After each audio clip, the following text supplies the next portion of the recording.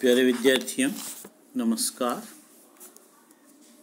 हम पढ़ रहे हैं कबीर की साखियाँ और पूर्व की कक्षा में हमने सुमिरन कुआंग के अंतर्गत साखियाँ पढ़ी थी और भगवान के नाम स्मरण को ही इस भवसागर से पार होने का सबसे बड़ा साधन बताया गया था।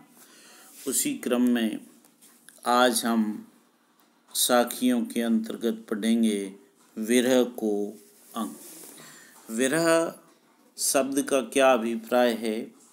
जब जीवात्मा और परमात्मा का एक दूसरे से विरह हो जाता है, एक दूसरे से जीवात्मा और परमात्मा अलग हो जाती हैं, तो जीवात्मा परमात्मा को मिलन के लिए तड़पती है। विरह का मतलब है दोनों का, जीवात्मा और परमात्मा का अलग अलग होना। और यहीं कि जब जीवात्मा परमात्मा से अलग हो जाती है तो जीवात्मा की क्या हालात हो जाती है, जीव का क्या हालात हो जाता है, उसका यहाँ उल्लेख किया गया है। कबीरदास जी कह रहे हैं कि अंबर कुंजा कुरलियाँ गरज भरे सब ताल, जिन थे गोविंद बिछुटे तिनके कौन हवाल। अंबर कुंजा कुरलियाँ, यहाँ जीवात्मा की विरह वेदना का वर्णन किया गया है और जीवात्मा की विरह वेदना का वर्णन करते हुए कबीर कहते हैं कि अंबर कुंजा कुरलियाँ, आकाश में कुंजा कुरजा नामक पक्षी अत्यधिक वेदना से कूक रहा है, करुण क्रंदन कर रहा है, चिल्ला रहा है और उसने अपनी करुण व्यथा की इस ध्वनि से सारे तालाबों को भी गुंजायमान कर दिया। जब एक रात के लिए बिछुड़ जाने पर कुरजा नामक पक्षी की ये दशा हो जाती है तो जीवात्मा अनंत जन्मों के लिए परमात्मा से बिछुड़ गई है, उसकी विरह वेदना का क्या लग। जिन थे गोविंद बिछुटे तिनके कौन हवाल। जीवात्मा अनंत जन्मों के लिए परमात्मा से बिछुड़ गई है, भला उसका क्या हाल होगा, उसकी विरह वेदना का क्या हाल होगा, उसकी तो सीमा ही क्या है। अंबर कुंजा कुरलियाँ गूंज गरज भरे सब ताल, जिन थे गोविंद बिछुटे तिनके कौन हवाल। कबीरदास जी कहते हैं कि आकाश में कुंजा यानी कुरजा, कुरलियाँ यानी क्रंदन कर रहा है, करुण क्रंदन कर रहा है, चिल्ला रहा है। अंबर कुंजा कुरलियाँ कि आकाश में कुरजा नामक पक्षी अत्यधिक वेदना से क्रंदन कर रहा है, चिल्ला रहा है। गरज भरे सब ताल, और उसने अपने करुण क्रंदन की ध्वनि से सारे तालाबों को भर दिया है। भर देने का आशय है, सारे तालाबों को गुंजायमान कर दिया है। जिन थे गोविंद बिछुटे तिनके कौन हवाल। जब एक रात के लिए बिछुड़ने पर कुरजा पक्षी की ऐसी दशा हो जाती है तो जीवात्मा अनंत जन्मों के लिए परमात्मा से बिछुड़ गई है, उसकी विरह वेदना का क्या हाल होगा, उसकी तो सीमा ही क्या है। यहाँ ये स्पष्ट हो रहा है कि कुरजा पक्षी के रोने से करुण क्रंदन से द्रवित होकर मेघ ने वर्षा करके सारे तालाब भर दिए, परंतु परमात्मा से बिछड़े हुए जिन जीवों पर अभी तक कृपा नहीं हुई है उनका क्या हाल है। यहाँ जीवात्मा की विरह वेदना का वर्णन किया गया है। अनुप्रास अलंकार है और अतिशयोक्ति अलंकार है। पढ़ते हैं दूसरी साखी। बांसुरी सुख नारायणी सुख ना सुख सुपने माई, कबीर बिछुटिया राम सू ना सुख धूपन छा। क्या कह रहे हैं? बांसुरी सुख नारायणी सुख ना सुख धूपन छा। कह रहे हैं बांसुरी सुख, बांसुरी यानी दिन में, रैणी यानी रात में, सुपने यानी सपने में, कबीर बिछुटिया राम सू। कबीर कह रहे हैं कि जीवात्मा राम यानी परमात्मा, और जब जीवात्मा परमात्मा से है वो बिछुड़ गया है, जीवात्मा परमात्मा से अलग हो गई है, तब न तो दिन में सुख है, न रात में सुख है, न सपने में सुख है, और उससे न दिन में न रात में सुख है और न सपने में सुख है, न धूप में सुख है और न छाया में सुख है। अर्थात संसार में उसे कहीं भी सुख नहीं मिलता। क्या करें? वासरी यानी दिन में, रैणी यानी रात में, सुहिपिने यानी सपने में। वासुरी सुख नारायणी सुख ना सुख सुपने माही, कबीर विछुटिया राम सू ना सुख धूपन छा। कबीर दास जी कहते हैं कि परमात्मा से बिछुड़ने पर जीव आत्मा को इस संसार में कहीं भी सुख नहीं मिलता है। परमात्मा से बिछुड़ने पर जीव आत्मा को कहीं भी सुख नहीं मिलता है। उसे न तो दिन में सुख मिलता है, न रात में सुख मिलता है, न सपने में सुख की प्राप्ति होती है, न धूप में सुख है और न छाया में सुख है।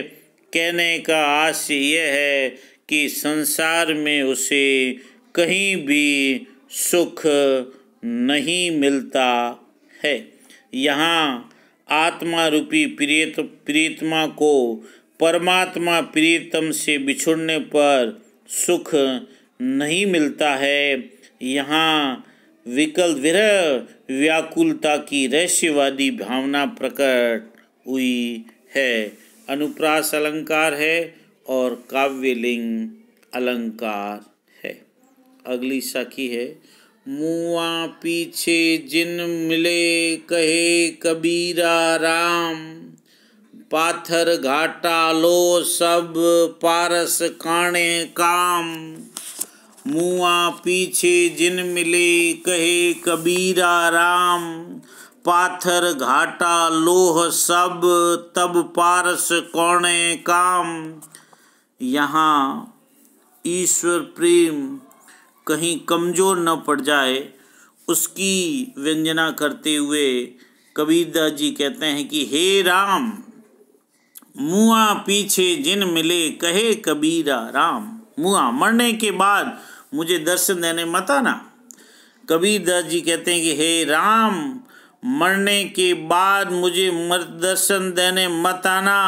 मेरे मरने से पूरी आओ तभी मेरी उत्कंठा पूरी हो सकेगी। मेरी मन की जिज्ञासा, मन की इच्छा तो तभी शांत होगी जब आप मेरे मरने से पूरी आओ, तभी मेरी है वो मन की उत्कंठा, मन की इच्छा पूरी होगी। मरने के बाद मुझे दर्शन देने मत आना। मुआ पीछे जिन मिले कहे कबीरा राम, पाथर घाटा लो सब तब पारस कौणे काम। कबीरदास जी कहते हैं कि हे राम, मरने के बाद मुझे दर्शन देने मत आना। मेरे मरने से पूरी आओ जिससे मेरी मन की इच्छा पूरी हो सकेगी। पारस पत्थर की उदाहरण देते हुए कह रहे हैं, पारस पत्थर की तलाश में अन्य पत्थरों को रगड़ते रगड़ते जब सारा लोहा समाप्त हो जाए तो उसके बाद पारस पत्थर के मिलने से क्या फायदा है? पारस पत्थर मिलने से कोई लाभ नहीं। पाथर घाटा लो सब तब पारस कौने काम पाथर घाटा, यानी पारस पत्थर की तलाश में अन्य पत्थरों को रगड़ते रगड़ते जब सारा लोहा है वो समाप्त हो जाए और उसके बाद पारस पत्थर यदि मिले तो उस पारस पत्थर मिलने का कोई लाभ नहीं। यहाँ जीवात्मा को मरने के बाद अनेक योनियों में भटकते हुए भी उसे मृत रहना पड़ेगा। उस दशा में तो ईश्वरीय प्रेम एकदम धूमिल पड़ जाता है। यहाँ पहली बात कहकर के उसके समर्थन में दूसरी बात कही गई है, इसलिए दृष्टांत अलंकार है और अनुप्रास अलंकार है। पढ़ते हैं आगे वाला साखी, और आगे वाली साखी में है, यहु तन जाड़ो मसी करूं, यहु तन जाड़ो मसी करूं, ज्यों धुआं जाई सरगी, मतिवे राम दया करे, बरसी बुझावे आगी। यहु तन जाड़ो मसी करूं, ज्यों धुआं जाई सरगी। कबीरदास जी कह रहे हैं कि मेरे ईश्वर का विरह इतना असहनीय हो गया है कि ये मन में आता है कि शरीर को जला करके राख कर दूं ताकि धुआं स्वर्ग तक पहुंच सके। मतिवे राम दया करे।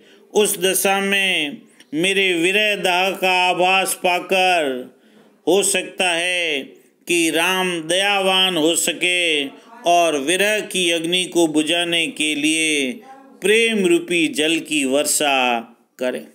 यहु तन जालो मसी करूं, ज्यों धुआं जाई सरगी, मतिवे राम दया करे, बरसी बुझावे अग्गी।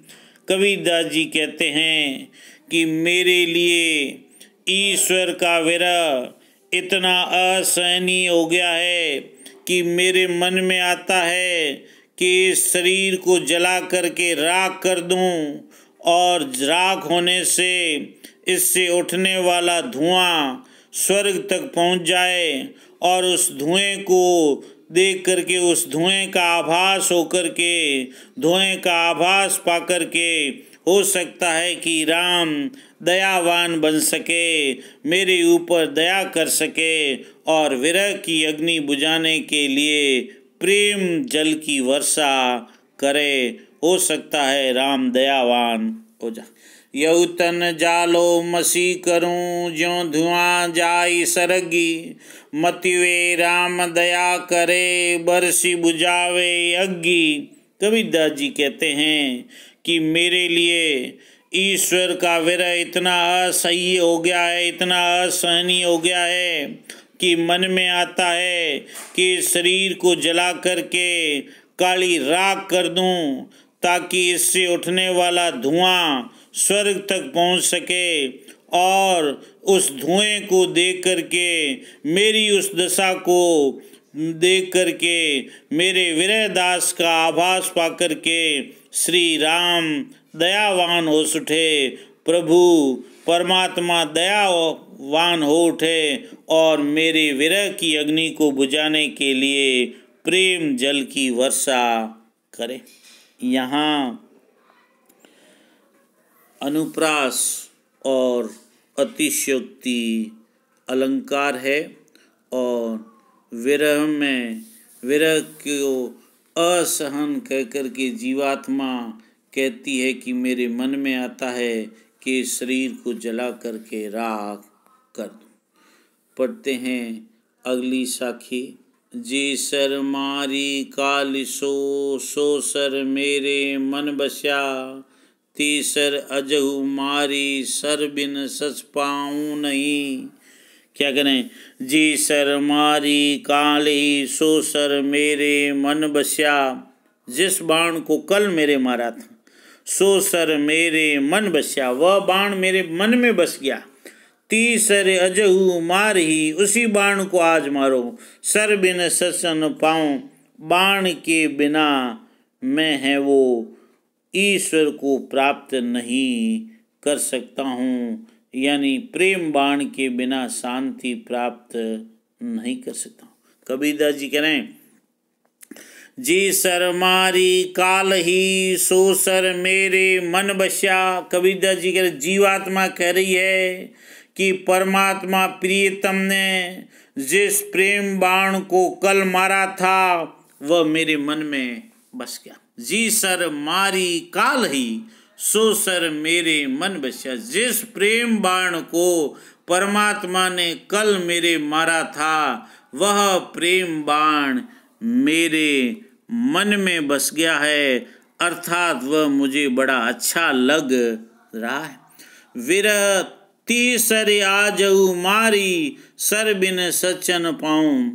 हे प्रियतम, वही बाण आज फिर मार दो, क्योंकि मेरा हृदय इस प्रेम बाण के बिना शांति नहीं पा रहा। तीसर अजहू मारी सर बिन सचन पाऊं। हे प्रियतम, वही बाण आज फिर मार दो, क्योंकि मेरा हृदय इस प्रेम बाण के बिना शांति नहीं पा रहा है, मुझे शांति प्राप्त नहीं हो रही। यहाँ विरही भक्त को भगवान के प्रेम बाण से ही आत्मिक शांति है वो मिल सकती है। यहाँ अतिशयोक्ति अलंकार है। आगे की साखी में कहा है कि विरह भुवंगन तन बसे मंत्र न लागे कोई। राम वियोगी ना जिवे जिवे तो बोरा होई। विरह भुवंगम तन बसे मंत्र न लागे कोई। राम वियोगी ना जिवे जिवे तो बोरा होई। विरह भुवंगम, भुवंगम यानी सांप, वियोग रूपी सांप इस शरीर में बस रहा है। मंत्र न लागे कोई, उस पर कोई मंत्र असर नहीं कर रहा है।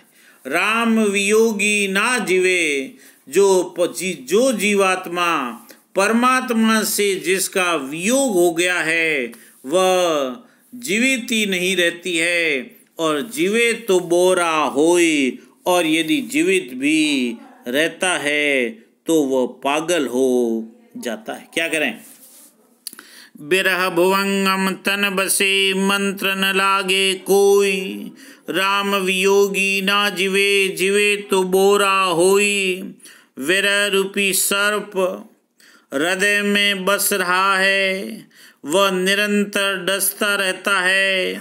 अब इस शरीर पर मंत्र का भी कोई उपचार, मंत्र का भी कोई असर नहीं हो रहा है, मंत्र भी कोई काम नहीं कर रहा है। राम वियोगी ना जिवे, राम से वियुक्त जीव अब जी नहीं सकता है। जीवे तो बोरा होई, अगर जीता है तो पागल ही बना रहता है। अर्थात सांसारिक विषयों की ग्रहण की दृष्टि से पागल सा हो जाता है। सर्प को तो तंत्र मंत्र से वश में किया जा सकता है, परंतु ईश्वरीय विरह तो किसी भी मंत्र से शांत नहीं हो सकता है, वह ईश्वर प्राप्ति से ही शांत होता है। यहाँ अनुप्रास अलंकार है और रूपक अलंकार है। पढ़ते हैं अगली साखी।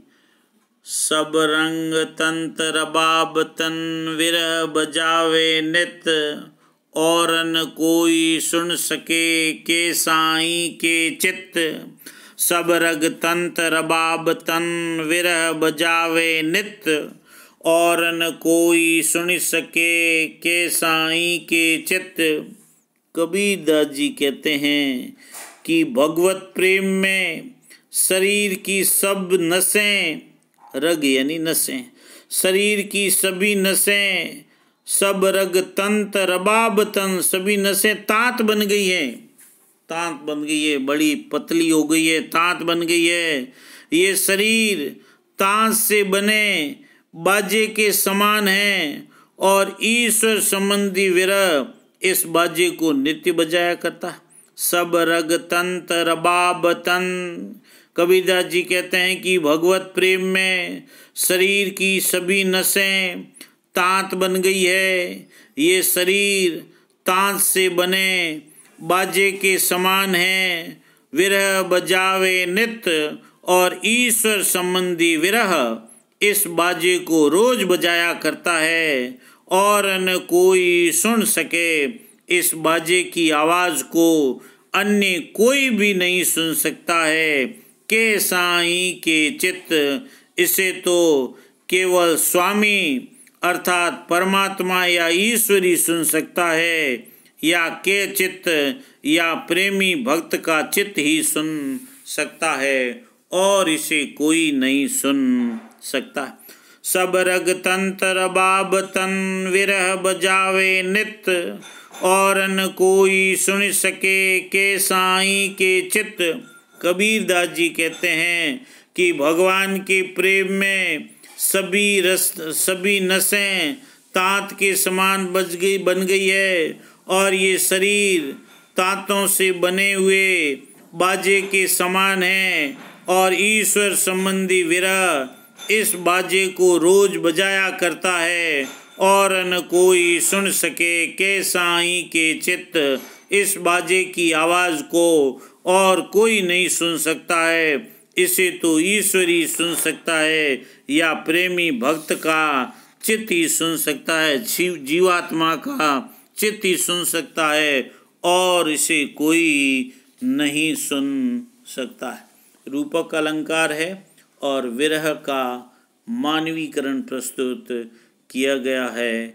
इस तरीके से यहाँ विरह के अंगों में कबीर ने जीवात्मा की विरह दशा का वर्णन किया है।